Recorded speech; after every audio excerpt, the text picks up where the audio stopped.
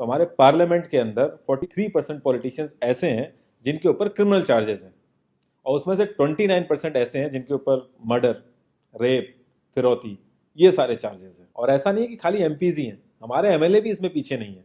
अगर मैं 2015 दिल्ली इलेक्शन की बात करूं तो उसमें 70 में से 43 नेता ऐसे जीत के आए थे जिनके ऊपर क्रिमिनल चार्जेस थे। और अगर करंट की बात करें तो 37 एमएलए ऐसे हैं जिनके ऊपर क्रिमिनल चार्जेस हैं। और ये ऐसा नहीं है कि किसी ने आरोप लगा दिया या एफआईआर है, ये वो चार्जेस हैं जो सुप्रीम कोर्ट के अंदर फ्रेम हो चुके हैं। मतलब पुलिस गई है वहां पे, उसको एविडेंस कंफर्म हुए हैं, आई विटनेसेस मिले हैं, ये वो चार्जेस हैं। ये प्रॉब्लम तो बहुत ही छोटी सी है कि पार्टीज क्रिमिनल्स को टिकट ना दें और लोग क्रिमिनल्स को वोट ना दें। लेकिन इस छोटी सी प्रॉब्लम के लिए 1999 से लड़ाई चल रही है और अभी तक इसका सॉल्यूशन नहीं हुआ है। 1999 में एसोसिएशन फॉर डेमोक्रेटिक रिफॉर्म, जिसे एडीआर नाम से ज़्यादा जानते हैं लोग, इन्होंने जो भी क्रिमिनल्स हैं पॉलिटिक्स में, इनके लिए एक पीआईएल डाली दिल्ली हाई कोर्ट में, और दिल्ली हाई कोर्ट ने उसको एक्सेप्ट भी कर लिया। जब दिल्ली हाई कोर्ट ने ये पीआईएल एक्सेप्ट की थी तो ये चीज़ वहीं ख़त्म हो गई थी। ये जो नेता जिन्हें हम जिता के लाते हैं ना, ये सब लोगों ने मिल के उस पीआईएल के अगेंस्ट में सुप्रीम कोर्ट में अपील कर दी। जब सुप्रीम कोर्ट से भी इनकी अपील खारिज हो गई तो हमें वो देखने को मिला जो हमने कभी नहीं देखा था, ये सारी पार्टियां एक हो गई। जब हमारे देश की सिक्योरिटी की बात आती है, उरी अटैक हो गया, बालाकोट हो गया, या हमले वाली सिचुएशन बनती है, तब भी ये पार्टियां एक नहीं होती। लेकिन इस चीज़ के लिए ये सारी पार्टियां एक हो गई थी, और ये सारी चीज़ें एक ही जगह आके फंस जाती हैं। इंडिया के कानून के हिसाब से जब तक किसी भी आदमी के ऊपर फाइनल जजमेंट नहीं आता तब तक वो बेकसूर है, और उसी चीज़ का फायदा उठता है। अगर कोई आईएएस की तैयारी कर रहा है और उसके ऊपर क्रिमिनल चार्जेस हैं तो उसे ऑफर लेटर नहीं मिलेगा। यहाँ तक कि क्लर्क की जॉब के लिए उसको दिक्कत आ जाएगी। लाखों कैदी ऐसे हैं जिन पर अभी जजमेंट नहीं आया है, जो अंडर ट्रायल है, उनको जेल में डाल रखा है। तो ये सारी चीज़ें जो एप्लीकेबल होती हैं सिर्फ पॉलिटिशियंस के लिए होती हैं, बाकी किसी के लिए नहीं। इतने बड़े सांसदीय क्षेत्र में पार्टियों के लिए इतना मुश्किल हो जा रहा है ऐसा कैंडिडेट ढूंढना जिसका कोई क्रिमिनल रिकॉर्ड ना हो। एडीआर की रिसर्च के हिसाब से क्रिमिनल कैंडिडेट के चांसेस 3 गुना ज्यादा होते हैं जीतने के क्लीन कैंडिडेट के मुकाबले। एक क्रिमिनल कैंडिडेट मनी और मसल पावर का परफेक्ट कॉम्बो बन जाता है। पार्टी के लिए फंडिंग इकट्ठी करनी हो, self financing, black money, campaigning के लिए फाइनेंस इकट्ठा करना हो, हर एक चीज में माहिर होते हैं।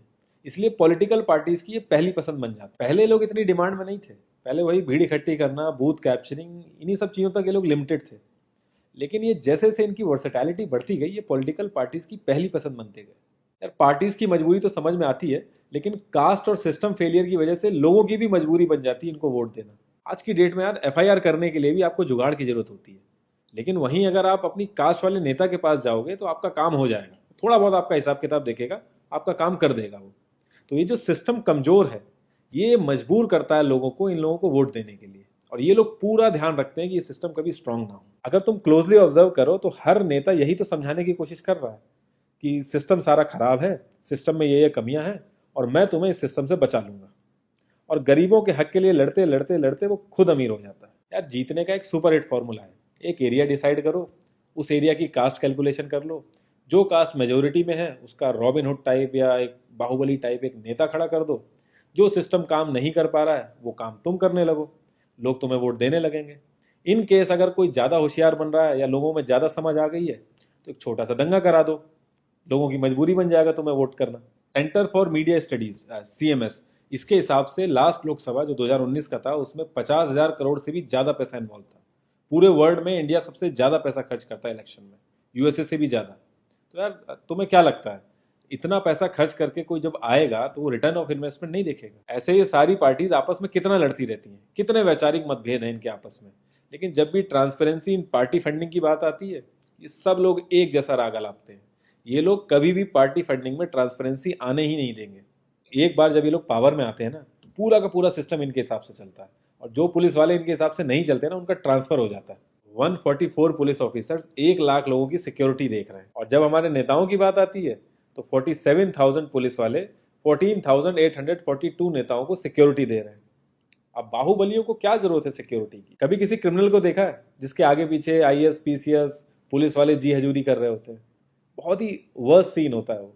हर साल रिपोर्ट्स आती हैं कि 75% से भी ज्यादा लोगों को पुलिस पे भरोसा ही नहीं है। इंडिया एक लौती ऐसी जगह है जहां पे पुलिस को देख के इंसान सेफ फील करने की बजाय डरता है। एक 15 साल के बच्चे तक को पता है कि आईपीएल में सट्टा लगाने के लिए किसके पास जाना है, लेकिन हमारी पुलिस को नहीं पता। और ये सारा सिस्टम, ये जो वीक सिस्टम है, हमारे नेताओं को बहुत सूट करता है, क्योंकि जिस दिन ये स्ट्रांग हो गया तो इन सब की दुकानें बंद हो जाएंगी। इंडिया की 65% आबादी 35 की एज से नीचे है, जो हमारा लोकसभा है उसकी एवरेज एज है 54 और राज्यसभा की एज 63.5 है। एक दो केस अगर छोड़ दें तो आम आदमी के लिए पॉलिटिक्स में घुसने का रास्ता नहीं है। अगर आप गूगल पे सर्च करोगे ना टॉप 10 यंग पॉलिटिशियंस, तो एक भी नाम उसमें ऐसा नहीं होगा जिसका कोई फैमिली से पॉलिटिकल कनेक्शन ना हो। आज़ादी के बाद से 0.5% से भी कम पॉलिटिशियंस ने अपने बच्चों को आर्मी में भेजा है। वहां नहीं भेजते ये लोग। हम लोग इनसे मैनिफेस्टो में डिमांड ही कहाँ करते हैं। हम तो बस रिलीजियस मुद्दे देखते हैं मैनिफेस्टो में और खुश हो जाते हैं। इंडिया ने ब्रिटिश पार्लियामेंट्री सिस्टम अडेप्ट किया और उसमें एक बहुत ही इंपॉर्टेंट चीज़ है शेडो कैबिनेट, वो हमने छोड़ दी।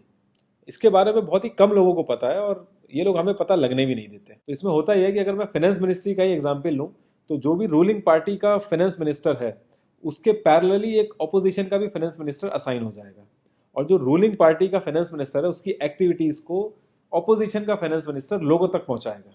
और इसी तरीके से हर डिपार्टमेंट में होता है और लोगों के लिए बड़ा बेनिफिशियल रहता है ये। क्योंकि एक छोटे से छोटे काम के लिए हमारे इंडिया में बहुत सारी मिनिस्ट्री इन्वॉल्व रहती हैं, तो एक्चुअल में किस नेता की गलती है पता ही नहीं चल पाता है। इस तरीके के बहुत सारे कॉन्सेप्ट हैं जो हम लोगों को पार्टी से मैनिफेस्टो में डिमांड करने चाहिए, क्योंकि हम लोग तो हमेशा मंदिरों और मस्जिदों के लिए ही लड़ते हैं। ये सारी चीज़ें एकदम से तो सही हो नहीं जाएंगी, लेकिन एक चीज़ हमारे हाथ में है कि यार हम कम से कम किसी क्रिमिनल को तो वोट ना दें। और ऐसा तो होता नहीं कि सारे सारे लाइन से क्रिमिनल ही खड़े हो जाते हैं। हमें बस इतना करना है कि जो भी कैंडिडेट क्रिमिनल है हमें बस उसे वोट नहीं देना है, भले ही वो हमारी फेवरेट पार्टी का हो, भले ही वो हमारी कास्ट का हो। बस एक दो बार हमें ऐसे करना है, फिर इन लोगों को टिकट ही मिलना बंद हो जाएगा पार्टियों से। जितनी रिसर्च हम अपना मोबाइल फोन खरीदने में करते हैं ना, उसकी 10% रिसर्च भी अगर हमने अपने कैंडिडेट के बारे में कर ली तो ये क्रिमिनल जितने भी हैं ये पार्लियामेंट में नहीं दिखेंगे, ये वहीं दिखेंगे जहां इनको होना चाहिए। लास्ट में एक ही क्वेश्चन पे मैं इस कॉन्वर्सेशन को एंड करूंगा कि पॉलिटिक्स अगर समाज सेवा है तो सैलरी क्यों, और अगर नौकरी है तो एग्जाम और क्वालिफिकेशन क्यों नहीं।